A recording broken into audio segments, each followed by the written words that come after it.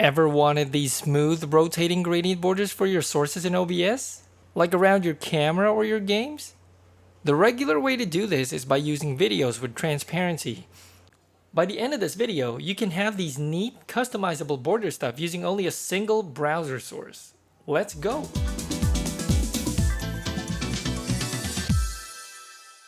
Recently, I came across an awesome tutorial video by Powell about creating an animated, glowing gradient border with CSS. I immediately thought, this would be awesome for streams!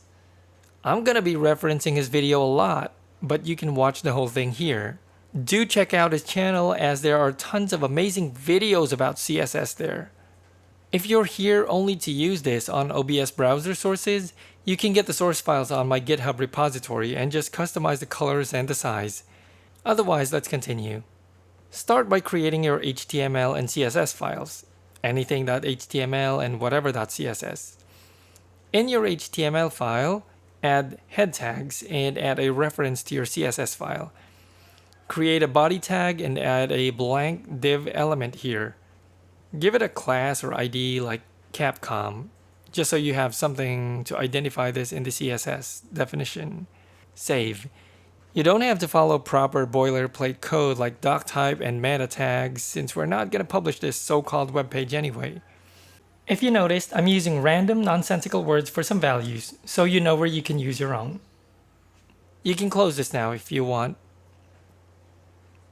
In your CSS file, add a background color to your body temporarily.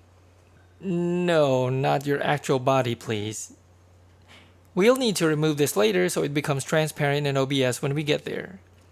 Save and preview on your browser to confirm that the only thing you see so far is nothing but the background color you just set. Set your element's width, height, and a temporary background color. We now have a rectangular or squarish thing on our screen. Now, if you're following Kevin's tutorial, I'm going to deviate a bit here to simplify our code. We don't need a separate frame or border for our content. Our target source in OBS is going to be our content that we'll set on top of this browser source, so we can just have the whole element rotating here instead of using pseudo elements. Instead of adding the gradient to the pseudo elements, add them here in your element. Mine's named Capcom. Now just hold on and stay with me for this next section as it might get confusing. We need to change our background color to a gradient. In CSS, there are 3 types of gradients: linear, radial, and conic.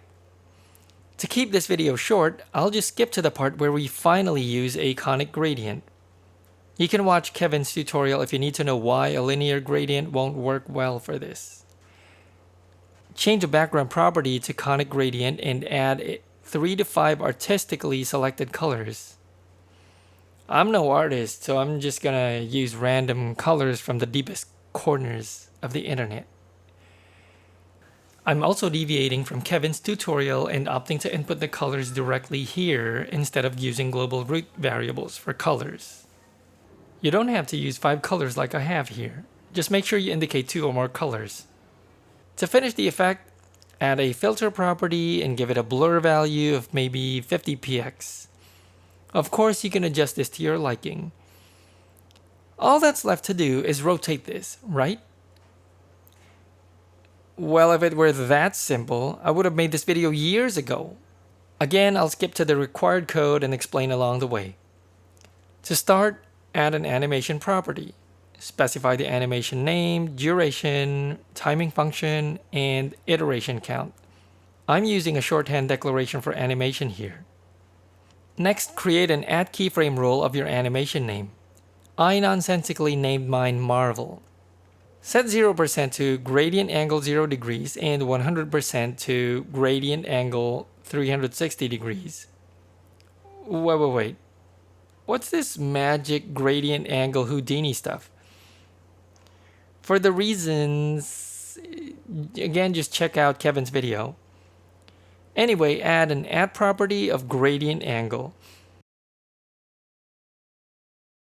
Give it the properties syntax angle, initial value 0 degrees, and inherits false. This is apparently part of CSS APIs called Houdini.